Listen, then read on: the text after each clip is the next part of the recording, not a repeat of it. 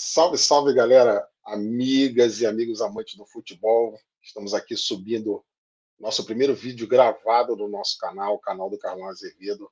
Então, você que está passando aqui pela primeira vez, se inscreve no canal, ativa o sininho para receber as nossas notificações quando a gente tiver conteúdo. E vamos falar hoje do sorteio das oitavas de final da Copa do Brasil. A Copa do Brasil eletrizante, com 15 clubes da Série A, e 11 deles campeões, né, e 27 títulos em campo. Então, das 34 edições realizadas até agora, teremos 27 títulos em campo, um fato um pouco inédito nessa competição que vem evoluindo ao longo dos anos. A Copa do Brasil começou lá em 1889, tendo o Grêmio como primeiro campeão. Era uma competição muito desacreditada, os clubes não davam tanta importância assim. Por exemplo, o Flamengo disputou a sua primeira final em 1990, onde venceu o primeiro título em Juiz de Fora. O Fluminense, em 92, quando foi vice-campeão para o Internacional, disputou a sua partida com seu mando nas Laranjeiras. Então, era uma competição que ninguém dava muita bola, até alguns perceberem que ela seria o famoso atalho para a Libertadores. Então, ali entre 6 e 8 jogos, você conseguia chegar à Taça Libertadores da América de uma maneira muito mais fácil, muito mais rápida do que pelo Campeonato Brasileiro, que é um campeonato sempre muito competitivo e equilibrado, então um caminho muito mais difícil, inclusive com alguns clubes trilhando um caminho de sucesso pela competição. Então, por exemplo, dos 3 títulos de Libertadores que o Grêmio tem, em duas oportunidades ele foi como campeão da Libertadores, da Copa do Brasil. O Santos também, quando ganhou a Libertadores em 2011, se credenciou como campeão de 2010. O Cruzeiro, de 1997, como campeão de 96, e por aí vai, né? E foi uma competição que foi mudando ao longo dos anos, aumentando a quantidade de participantes, modificando o regulamento. Então, por um longo período, por conta do nosso calendário sempre complicado, os clubes que jogavam a Copa Libertadores ficavam de fora da disputa da Copa do Brasil, e a própria não importância deu oportunidade no passado para que ocorressem alguns resultados inesperados, para não dizer zebras, como o Criciúma de 1991, o Santo André em 2004, o Paulista de Jundiaí em 95, o Juventude também em 99, jogando diante do Maracanã lotado contra o Botafogo. E hoje, com o regulamento trazendo os clubes da Copa Libertadores para a terceira fase, antes até era já nas oitavas de final, diferentemente de agora, e isso criou um funil com os grandes clubes, e a própria premiação também tem atraído a atenção dos clubes, uma premiação maior que o Campeonato Brasileiro. Então, diferentemente do que acontece na Europa, onde a Copa Nacional serve justamente para o clube rodar o elenco e priorizar a Liga Nacional, o Campeonato Nacional e as competições continentais, como a Liga dos Campeões e a Liga Europa. O caso brasileiro é diferente porque hoje, né, atualmente, a Copa do Brasil premia mais que o Campeonato Brasileiro, e ela dá uma vaga direta para a fase de grupos da Copa Libertadores, ao contrário do cenário europeu, que dá uma vaga para a Europa League, né? Então, a Copa do Brasil, inclusive, acaba gerando uma certa distorção técnica no Campeonato Brasileiro, que deveria ser aquela competição priorizada pelos clubes, a principal competição do país. Então, ela acaba gerando uma distorção pelo tamanho que ela conseguiu e pela premiação, a ponto de vários clubes que não têm um elenco tão vasto, eles fazerem essa rotação justamente no Campeonato Brasileiro, porque o clube vislumbra um título que dá uma vaga para uma competição continental e não tem, às vezes, cacife financeiro para manter um elenco e conseguir gerá-lo, né?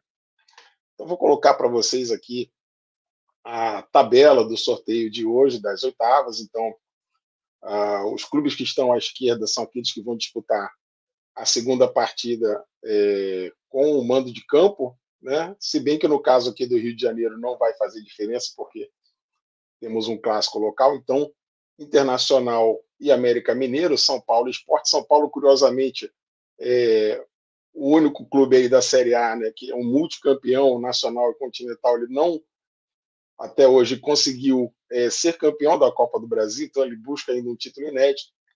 Atlético Paranaense, Botafogo é outro caso também ali das 13 maiores torcidas que não conseguiu o título ainda da competição. O Fla-Flu, que talvez seja o confronto mais equilibrado e mais inesperado, vamos comentar sobre esse confronto depois que a gente comentar brevemente aqui a tabela. O Bahia com o Santos também, que vai ser um encontro equilibradíssimo, mas nesse ponto aí, mais um equilíbrio por baixo, né? O Bahia ainda voltando da Série B e o Santos numa crise técnica e financeira que está muito difícil dele sair, segundo ano seguido disputando o rebaixamento, por exemplo, do Campeonato Paulista. O Bahia também é outro dos 13 que ainda não foi campeão dessa competição. Fortaleza e Palmeiras, talvez o Fortaleza, pela boa fase que vive com trabalho de longo prazo, possa ser aí uma espécie de pedra no sapato, mas com certeza o favoritismo é palmeirense. Corinthians e Atlético Mineiro, outro confronto equilibrado, mas o Corinthians realmente numa fase não muito boa, vai disputar a quarta partida da temporada com um quarto técnico diferente. E o Grêmio e o Cruzeiro, aí o confronto dos maiores campeões. Né? O Grêmio com 5 títulos e o Cruzeiro maior campeão com 6. Os demais que estão nessa competição e são campeões da Copa do Brasil, Flamengo com 4 títulos, Corinthians com 3, Palmeiras também com 3, e com um Atlético Paranaense, Fluminense, Atlético Mineiro, Internacional, Sport Recife e o Santos. Então, falando já dos confrontos, como eu disse, o Fla-Flu talvez seja o mais imprevisível, né? Porque apesar da boa fase técnica do Fluminense, do melhor jogo coletivo, um trabalho que vem continuando do ano passado, como a gente viu sábado contra o Fortaleza, o Fluminense não tem um elenco tão grande assim para gerar, né? Então poupou 7 jogadores no sábado e poderia ter saído com um resultado muito pior do que os 4-2 que o Fortaleza aplicou lá no Castelão. Por outro lado, o Flamengo também com a segunda troca de técnico em pouquíssimo tempo, o Sampaoli ainda tentando aplicar seus conceitos. O esquema com 3 zagueiros é um esquema complicado de implementar, precisa muito treinamento, e treinamento é uma coisa que o futebol brasileiro, com seu calendário, infelizmente, não tem. Mas como estamos falando de confronto de mata-mata e no qual ambos os elencos não precisarão viajar tanto, não precisarão sair da sua cidade, e isso dá uma vantagem em termos de condicionamento, o confronto pode se equilibrar pela grande capacidade técnica que o Flamengo tem, principalmente nos seus jogadores de frente, e ainda por cima podendo recuperar, principalmente o Bruno Henrique e o Arrascaeta, tanto clínica quanto fisicamente. O Everton Ribeiro também, fisicamente, não vem numa fase tão boa tecnicamente, mas muito pelo seu condicionamento físico, e o próprio Gabigol, que precisa melhorar também.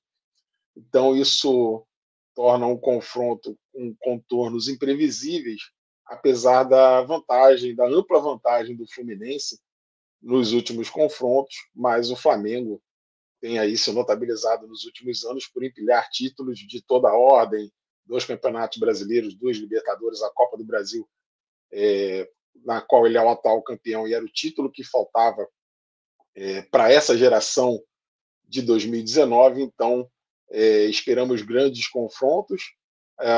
Apesar da grande quantidade de grandes clubes, né, a pergunta que fica aí, em termos de ser a melhor fase, oitavas de final da Copa do Brasil, eu acho que ficou um pouco devendo, não pela qualidade das equipes, mas pela ausência de mais clássicos locais, né? Então a gente não teve, além do Fla-Flu, um Grenal, um Corinthians e Palmeiras, um América e Atlético, um Cruzeiro e Atlético. Então nesse ponto acabou ficando devendo um pouco, mas nas fases seguintes, quando afunilar mais ainda, não escaparão grandes confrontos. Eu acho que esse, na verdade, foi o objetivo nos últimos anos em termos de regulamento, ou seja, com a retirada da possibilidade de um replay lá na primeira fase, quando os times de menor investimento entram. Então, quando você tinha um empate, você tinha um replay, depois ficou a vantagem do empate para o time melhor ranqueado, e atualmente o time menor ranqueado precisa vencer o confronto da primeira fase para se classificar, então acabou ficando muito difícil para essas equipes, apesar da gente ter tido algumas classificações, como a do ABC ter chegado até a fase 3, né, eliminando o Vasco na segunda fase, mas isso está cada vez mais difícil.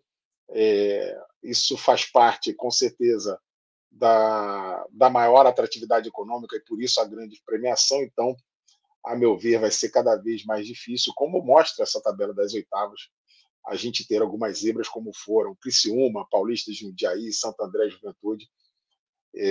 Eu acho que cada vez vai ser mais difícil e a gente vai ver daqui para frente uma predominância das grandes equipes ao longo das próximas edições da Copa do Brasil, não somente essa. Então é isso aí, pessoal. Se vocês gostaram do vídeo, a gente agradece pela audiência. Deem lá o seu like, a sua curtida, sigam o nosso canal, se inscrevam e voltamos aí com mais conteúdo para todo mundo, falando sempre de futebol. Forte abraço, até a próxima.